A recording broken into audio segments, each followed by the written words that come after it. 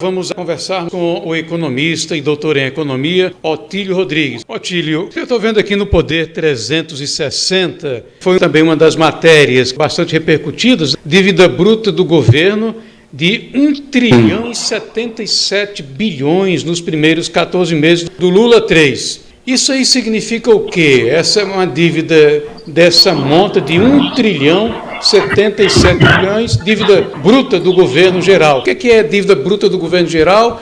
Para a gente entender assim, a dívida, basta a gente raciocinar como se fosse uma pessoa física, um orçamento doméstico. Você tem uma questão de estoque e você tem uma questão de fluxo. Estoque é o saldo acumulado da dívida, né, de toda a história, quanto que é a dívida pública, que é isso que você acabou de mencionar. Seria a dívida bruta. Isso é o estoque. Outra coisa é fluxo. O mercado, ele não olha tanto para o estoque. O mercado, ele olha mais para o fluxo. O que é o fluxo? É quanto que está se alterando nesse saldo da dívida. Se ele está aumentando, em que percentual está aumentando? Ou se ele está caindo, em que percentual está caindo? É claro que quando você observa que a dívida está mês a mês, o governo está gerando déficit, e aí por isso que é importante, o mercado monitora aquele indicador que é muito falado aí, comentado na imprensa, no noticiário econômico, que é o chamado superávit primário. O que é superávit primário ou déficit primário? Pode ser um déficit, pode ser um superávit. É o resultado do que o governo arrecada e do que ele gasta. Este resultado primário,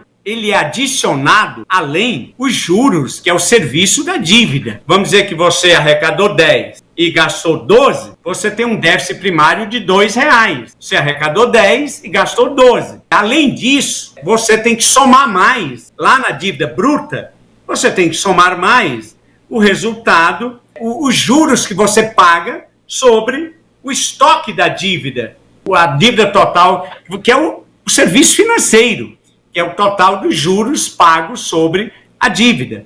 Isso tudo é uma questão, é um indicador fundamental que afeta a economia cotidiana. Nós, cidadãos, somos afetados por este indicador. Porque quando ocorre um déficit primário, aumenta, e aí somado ao serviço da dívida, os juros, vai aumentar a dívida bruta, e aí, consequentemente, o governo vai precisar elevar os juros, vai ter dificuldade para baixar juros, baixar a taxa Selic, que vinha até numa trajetória favorável, agora já começa a instaurar dúvidas. Será que vai ser possível baixar os juros? Porque o investidor, as pessoas que compram títulos do governo, eles avaliam a questão do risco. Se ele vê que o governo está gastando mais do que o que pode, o que acontece? Aumenta o risco. Então, para compensar o risco, para ele colocar o dinheiro dele, comprar títulos do Tesouro, ele só aceita isso se o governo oferecer juros mais altos.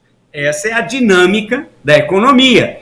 Esse que é o problema dessa questão da dívida pública e das relações e da interferência, da influência, do impacto que ela gera na vida normal. Porque aí, aumentando os juros, aumenta a inflação, diminui o investimento, diminui a geração de emprego. Só para a gente entender, as consequências do que aconteceu essa semana na economia brasileira, nós só vamos sentir lá em 2027. Então, o governo simplesmente, a irresponsabilidade fiscal, quando a gente fala em termos econômicos, termos técnicos da economia, política fiscal é tudo aquilo que diz respeito às diretrizes, às políticas entre arrecadação e gasto do governo. Então, você tem que ter um direcionamento, você tem que ter uma estratégia, você tem que ter uma política, chamada política fiscal. Então, o que o governo fez essa semana foi simplesmente dizer assim: eu estou adiando o ajuste fiscal para o próximo presidente da República. Porque, olha, para a dívida pública brasileira se estabilizar num patamar razoável, nós teríamos que gerar um superávit da ordem de 1% do PIB. Ora, se nós precisamos gerar um superávit de 1% do PIB, e se nós estamos zerando, quer dizer, então, que a dívida pública vai continuar aumentando. E aí todas as consequências por conta disso. É mais ou menos isso o que se pode avaliar. É claro que lá em 2027 o programa está sendo gravado, fica aí como registro, talvez a gente nem lembre lá, né, porque o que nós estamos vivendo hoje na vida, isso vale não só na economia, o presente que a gente vive hoje, ele é fruto de decisões que foram tomadas no passado e que repercutem ao longo do tempo. Então, às vezes, a gente pode assistir, observar um acontecimento do mundo atual e que amanhã o sol vai continuar se levantando do mesmo jeito, você vai abrir a janela e a vida vai estar igualzinha, porém, as consequências vão vir no longo prazo. Então, o que se teme desse governo é essa falta de credibilidade, confiança, e o problema é que as repercussões disso, o preço disso, a gente só vai pagar lá na frente. E aí ninguém vai lembrar mais disso, ninguém vai fazer mais uma conexão entre o que aconteceu essa semana e o que vai as repercussões e as consequências que nós vamos estar sofrendo em 2027, Adriano. Você falou aí sobre algumas consequências, o aumento dos juros, a falta de investimento, possível aumento de desemprego, etc.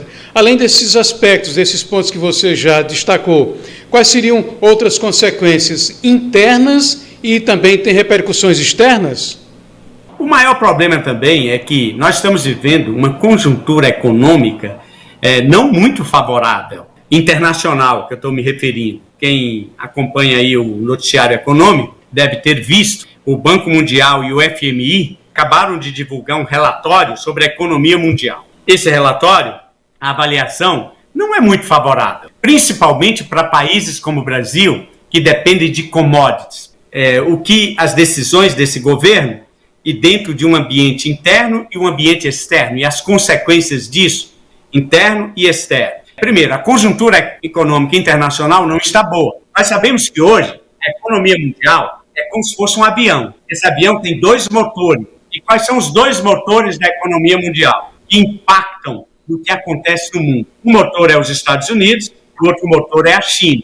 O que acontece nos Estados Unidos responde por praticamente 2/3 das repercussões na nossa economia. E o que está acontecendo nos Estados Unidos nesse momento? A gente sabe que durante a pandemia, os Estados Unidos emitiram muito dinheiro e isso gerou inflação, a conta só veio depois, e aí isso, por um lado, quando você aumenta a circulação de recursos na economia, não é mais através da impressão de dinheiro, mas sim da disponibilidade de crédito. Você aumenta o poder de compra dos agentes, disponibilizando maior volume de crédito. O que aconteceu? Gerou inflação. Naquele momento da pandemia foi necessário, tinha que fazer aquilo mesmo. Porém, o ajuste lá nos Estados Unidos demorou para ser feito. O Banco Central Brasileiro foi um dos que melhores fez esse ajuste, tomou as medidas de contenção na hora certa. Lá nos Estados Unidos ainda estão sofrendo isso. E o problema é que a economia ainda está muito acelerada, está crescendo mais do que o que se esperava, isso gera inflação e aí exige a manutenção dos juros americanos em um patamar mais elevado. Sabe o que acontece com isso? O dinheiro do mundo inteiro vai para os Estados Unidos aplicar em títulos do Tesouro Americano. Ora, se o dinheiro do mundo está correndo para os Estados Unidos para aplicar em títulos do Tesouro Americano, isso vai criar dificuldades nos demais países, principalmente os países em desenvolvimento e subdesenvolvidos, que é o caso brasileiro, um país em desenvolvimento. Então, com isso, cria problemas aqui. Uma das explicações para a disparada do dólar não foi só a questão interna aqui. Então, a economia americana está crescendo num ritmo mais do que o esperado. Isso exige a manutenção da taxa de juros, que lá está entre 5,25% e 5,5% ao ano. Isso é um absurdo histórico, lá em termos internacionais, americanos, né, histórico. E aí cria dificuldades para o Brasil. Então, se a gente soma dificuldade para baixar os juros nos Estados Unidos, queda do crescimento chinês, a China, que é o outro motor do avião, da economia mundial, está em dificuldade. Eles estão crescendo, mas estão crescendo em taxas bem menores. Estão vivendo algumas crises financeiras, lá principalmente no setor imobiliário. Então, isso cria dificuldade, porque a China é uma grande importadora de commodities, que é o caso brasileiro, minério de ferro e tudo mais. Você soma, problema nos Estados Unidos, problema na China e mais. Guerra no Oriente Médio, que começa especulação sobre o preço do petróleo, a nossa matriz energética ainda depende muito do petróleo. Se o petróleo vai a mais de $120 o barril, aí as coisas vão para a cucuia. Agora, num cenário como esse, o governo brasileiro, se era de mostrar austeridade, responsabilidade, compromisso com o gasto público, não. Ele está aumentando o gasto irresponsavelmente, porque é ano de eleição, e aí o preço dessa conta vai vir no futuro, e aí eu espero ter dado uma ideia geral das consequências que você perguntou sobre essa situação interna e externa da economia brasileira e sua inter-relação com a economia internacional. Uma discussão bem oportuna. É sempre uma satisfação estar aqui refletindo sobre essas questões, no sentido da gente entender melhor o que acontece no mundo e se posicionar, né? Porque diante de um cenário como esse, de incerteza, a gente tem que ficar, como diz lá o nosso querido homem do interior, com uma pulga atrás da orelha, né? E se posicionar, né? Não cometer, ficar mais comedido, mais prudente, no sentido de economia, porque qual a consequência disso? Vamos torcer para que tudo ocorra melhor, porque a gente sabe que o futuro, ninguém sabe o que vai acontecer, tudo é contingente. Diante desses indícios, dessas evidências, nós temos que ficar mais comedidos, mais prudentes e não se endividar, não assumir compromissos financeiros de longo prazo e trabalhar mais para poupar, economizar, investir. É esta consequência prática que um ser humano normal, comum, que a gente pode assumir diante desses indícios que a gente começa a observar, porque senão nós vamos pagar um preço muito caro.